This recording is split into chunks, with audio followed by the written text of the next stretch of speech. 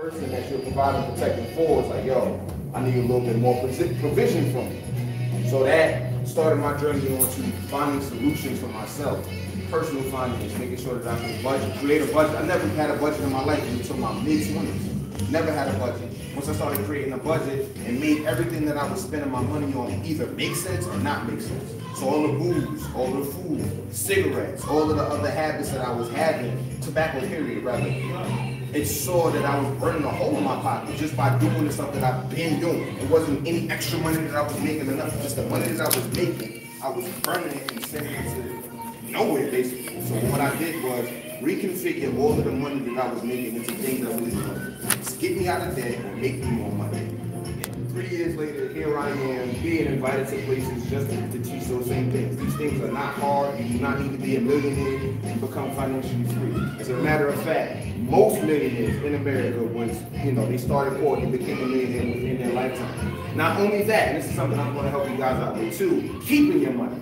because 70% of wealthy families, and think of the wealthiest family that you know, 70% of those people will lose their wealth after the second generation, 90% after the third generation. So that means your grandkids are going to, if you become wealthy in this lifetime, your grandkids is going to blow it by the time they go. So what I do is make sure that you guys can protect your assets and protect your wealth well after you're out of here.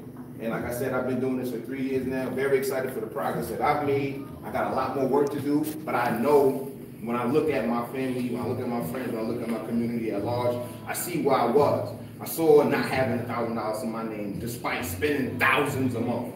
So all I do now is I just take everybody from the rudimentary to like the primary steps to be able to take those steps to get into the bigger places. So all right now, the first thing I want everybody to do is make sure that you guys have at least $1,000 to your name saved up. That is the first step. If you guys don't have that, then you're not going to have anything.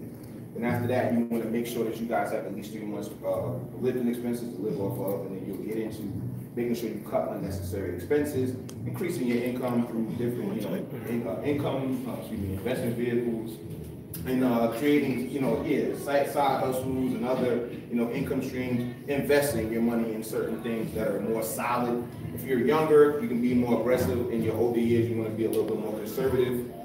Things like mutual funds, index funds, things that are going to just pretty much perform along with the stock market and not outperforming, things that are a lot more secure. But while you're young, you're dealing with crypto. I'm dealing with more speculative things like peer-to-peer lending.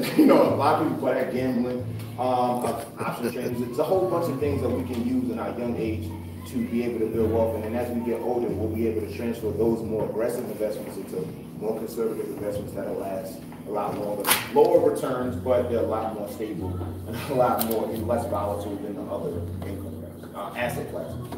So that's why I'm here. I hope you guys appreciate what I have to, all the information I have to share with you guys. I have a lot more to share. It's very hard. I take this hoodie off, but let's hear why my man Ali decided to step up. You get it done with me.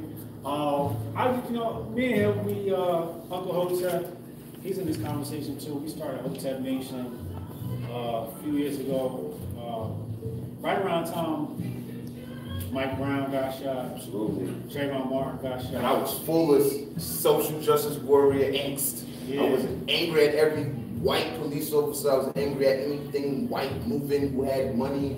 I was just upset about what was happening because I was looking at it from an emotional standpoint. I was just blaming external bodies and things of that nature. That was the mindset that I was in. Yeah. So we kind of wanted to battle the mindset of people first. Because what happens is everybody manipulated through emotions. I'm in advertising and I'm in marketing. I've been in advertising and marketing sales for the past 2 decades. I'm 38 years old. I know I look younger. Got a lot of experience in corporate America and a lot of different working environments. But,